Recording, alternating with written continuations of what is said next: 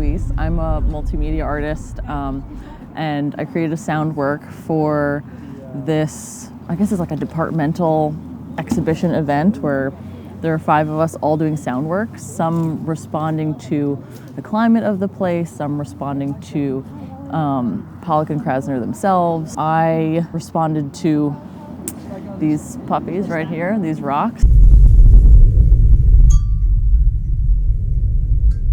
I was drawn to this idea of like deep time and carrying these stories of movement. At first I looked up like, oh, they're granite. Oh, let's like think about that. Granite is porous. Maybe I can turn the rocks into speakers themselves. But the air pockets in the rocks are too small to actually radiate sound. But from that idea, I was thinking about the space, these little pockets of air. Funny enough, for lack of a better term, at the same time that I was doing this project, my grandpa passed away, and my dad said something interesting in that process. He said, I hope they opened a window. And so that, for me, like these pockets of air made me think about like the breath in the body and these containers, right? Like the rock is containing these like pockets of air that I was also curious, like I wonder if these pockets of air like miss being out in the world, like communing with the rest of the air, and do they miss the sun? I felt like it took a more poetic turn for me, where it became about these containers holding air or breath. I used a digital stethoscope and I recorded sounds of the rock. I also recorded sounds of my own body. And then at the same time, unfortunately, my partner's father is in hospice right now.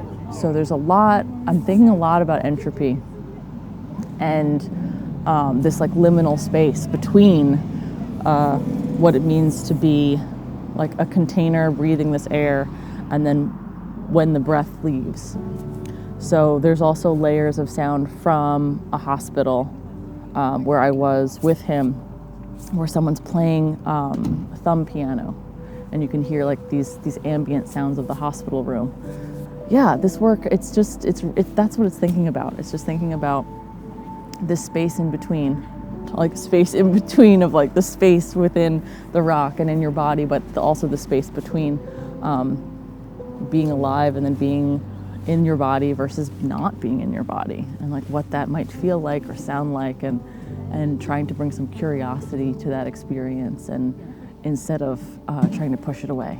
So it's recordings of the rocks, recordings that I had from just like underground spaces around Long Island, and then recordings of the interior of my body, also with the digital stethoscope, which is an incredible tool, and just ambient sounds from a hospital room that I was in a few days ago with, yeah. So just kind of compressing all of those and trying to create some type of flow, not so much narrative based, but trying to create kind of an atmosphere of feeling something. Yeah, because I feel like if you're making artwork and you're not trying to like move someone in some way, then like what's the point? I might not always do it, but that's the motivation. Yeah, that's the goal. Yeah. And what did you learn from Pollock's work? I don't know. Let me put it this way. Hi, my name is Ria Rajan, and I am a multimedia intermedia artist. As part of this event, I've created a sound piece which sort of restructures and rearranges some of the field recordings that I've taken on site, along with some sound clips from interviews, sound interviews that I found of both Jackson Pollock and Lee Krasner, and all of these have been sort of recomposed into a sound piece that we are currently listening to today, that is being live broadcast in this area that we're listening to through these little radio sets. Audience people gathered today are encouraged to sort of walk around and listen to the piece, which is kind of exciting for me to also as a way of bringing their own voices back into sort of circulation in this space and activating sort of the sound waves. And so yeah, that was my piece, and that was my work that was very much coming from as a response to all of the sort of very vibrant and rich creative practice that happened here. So this is just me in conversation with that, I guess. And what was the magic you felt when you experienced Jackson and Lee's voice while being here on site and experiencing this location for maybe the first time, or at least the time you were here? In working on the project was the first time I actually got to hear their voice. All of these previous visits, it was very much like a visual experience of encountering the work in the studio, as well as all of the artifacts in the house, and hearing others speak about their work.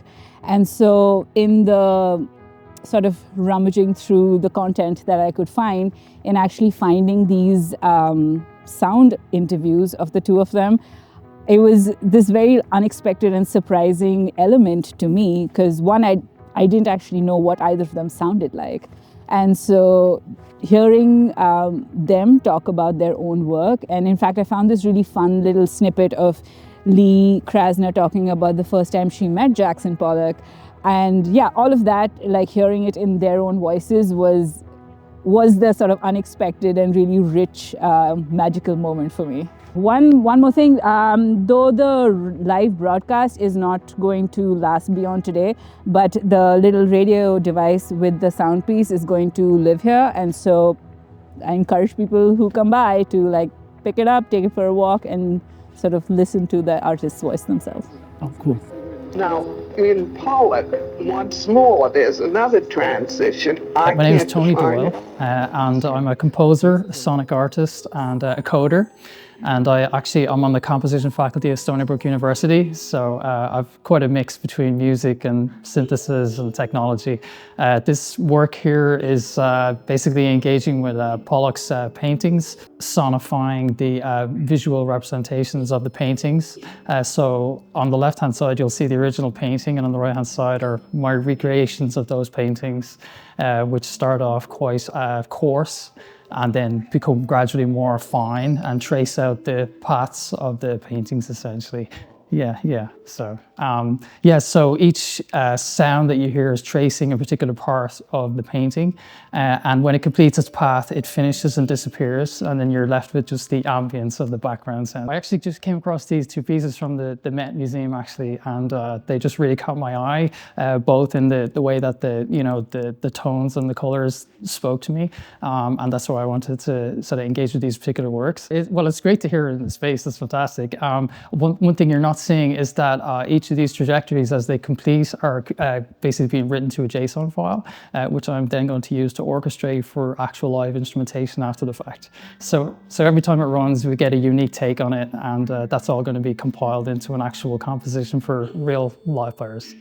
Yeah, here we go. So you'll see here that if you try to follow one of these guys, you'll see that it's basically tracing out the paths of the colors that it's attached to. When it finds every reference of that, it makes a note of it and doesn't go back. And then when it completes its path, it disappears, and we're left with less sound, essentially. And it will continue on from there. So you can see in the spectrum here in the blobs, it'll go find all of those red reference points, and then it will disappear. And the same with the black. You can probably see the black getting traced out as well. What's one piece of advice you could, either from having learned, what's one piece of advice you could offer other artists after having gone through the process of creating this work? What's something a takeaway that you'll take towards your next work? My next work, I guess just start simple. Take one little piece at a time. When I started this work, I didn't jump straight into it. I started with very simple sketches and just trying to trace those, abstract paintings, essentially, that weren't Pollock's initially, and they were very simple drawings, and then I progressed up to these guys. So yeah, take things simple, piece at a time. Yeah. Okay. My name is Tom. I'm a second-year MFA student at Stony Brook.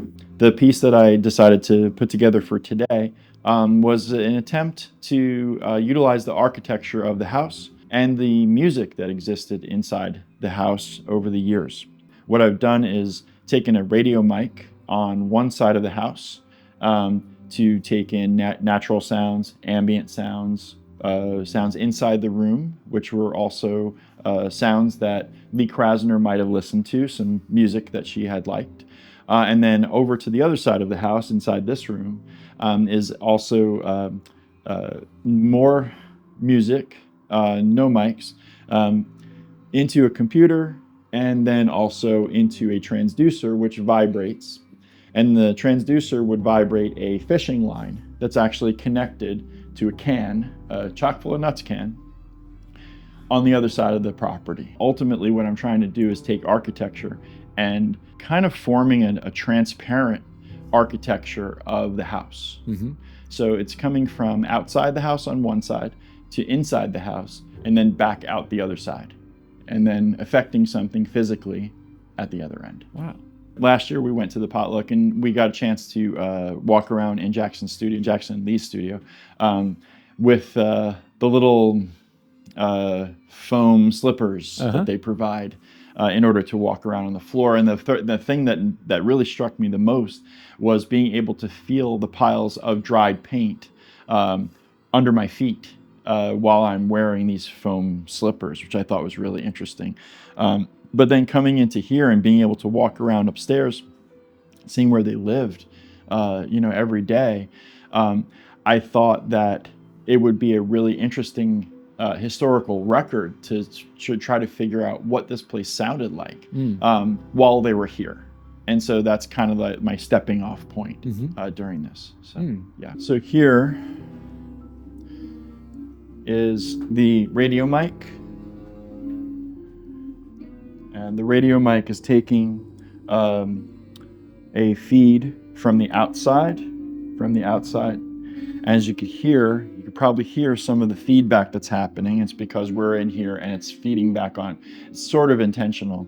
In any case, once I cover it, I'm able to guard against that. But for now, there's a microphone that's pulling in cars from the street, the trees, wind, or whatever. It's feeding it through to the computer in the other room that we just saw.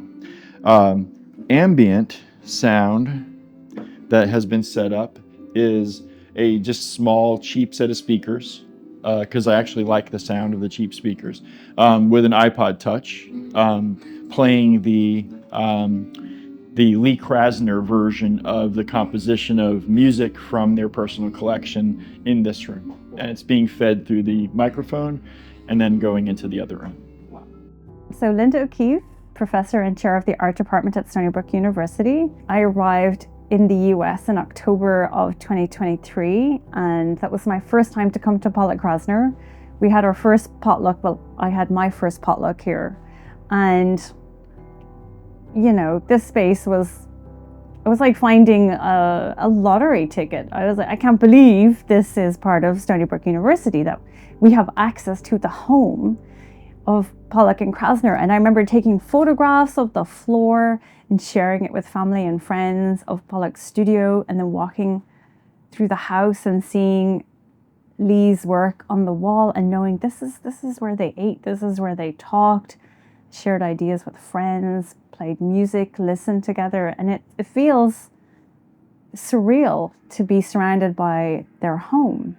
There was a speaker who talked about the connection between modernist painting in China and Pollock-Krasner. And then that was just like, oh my God, there's so much you could do with their work. There's so much you could think about how you could expand their work into other areas and invite people in to have a conversation. So I started talking to Matt early this year about bringing a sound event to this space.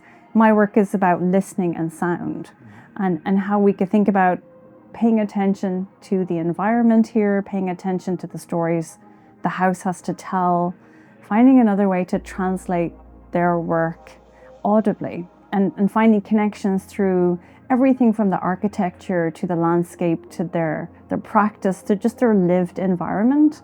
And we invited a selection of kind of Stony Brook people who we felt would really engage with the whole experience in a great way. And they have, and it's been fantastic. So there's a whole variety of things here that have wonderfully connected to the house and the landscape. But my work is based on a project I started. It's kind of, project seems a stretch right now. When I started to think about this a few months ago, it was just an ephemeral thought. We're kind of living in a moment where our relationship to science has gone downhill a bit, right? There's a lot of climate denial. There's a lot of, asking questions about whether the science is truth. And I think that the science has spent decades researching the impact of climate change and has so much data to share with us, to tell us why it's happening and where it's going to lead. But I don't think we're connecting with it. I don't think in the struggle of our everyday existence we can connect with such huge amounts of information. And when you're trying to just survive day to day, the idea that you somehow can have an effect on the environment, it's just too hard to comprehend. So I started to think about, well, how does climate change affect us every day in our lived experiences, in our own bodies, in our own memories, in a way that we don't think about it as climate change. We just think about it as something that is happening to us or around us, and we can speak to it, and it's our truth. And so I sent out a call to groups of people I have in different social media spaces, and I said, could you share your climate memories? And I had a lot of sort of triggers, think of it as a story you're telling, a remembered event, a moment where something used to be a certain way and now it's different, and what that difference is. And I got a lot of people instantly responding, going, oh my God, I have a story to share. And they sent in these recorded stories. And then I partnered with a woman in Mexico, Lina Ortega, and she's a radio producer, and she says, I feel like this could be like a radio broadcast, and we could produce something that could be shared around Latin America. We need to collect more than English-speaking memories, more than kind of Western memories. And I was like, yes, please, absolutely. So we kind of created a more official call called Climate Memories Memorias de Climatas. I think I'm saying that correctly. And we have started to collect memories from around the world. So in this here, I have an example of 9 of those memories. So if you have a QR code, you can listen to memories here from Australia, Peru, Italy, Germany, the US, just to hear how people are speaking about what has changed. And each story is so evocative. It really brings you to their home and what has changed about their everyday experiences. And it's connected to being with family or friends or an event. And so this is to sort of give people today an opportunity to hear what it means to share a memory. And then we set this up in this room with this text as a kind of a trigger to sort of say, like, we invite you to share a short climate memory. And we gave them prompts. So there's everything for how sound or smell or place have disappeared or changed, or that a season doesn't feel the same, and what does that mean? Or how, you can speak to extremes, like you've had like multiple floods, or you've been surrounded by fires the last several seasons. And then we ask that you put your name, you say your name at the beginning, and then a where and a when at the end, so that we can kind of situate you geographically. The hope is that we can build a kind of a global map where we can start putting these stories in geolocate them essentially, so we can start to build a kind of an archive of these memories of what was and what's lost or what's different. That's not to say that every memory is going to be a negative memory, right? So someone today recently said that, for example, the Hudson has gotten cleaner in New York. So much so that there are now appearance of oysters, which had disappeared for decades. So there are some cases in which that memory says, a few decades ago, that water was so dirty, nothing could survive in it. And then an attempt was made to heal that water, and now things are growing in it. So that tells you something about how enacting change can bring back life. And do you feel like did some people comment on the local community on the East End today for some of the stories you got? No. So, luckily enough, we had a lot of people here today that are from the island, from different parts. Yeah. So, but when I leave them alone, I leave them alone. Yeah. So I'm not going to know what the story is until I listen. Not that folks didn't beforehand say, I had this memory, and they shared a bit of it. And I was like, come on in. Oh, cool. Share it here, And also some memories are not... So one person said to me, it's not my memory. Is it okay to share it? And I was like, if it was shared with you, you can share it with me.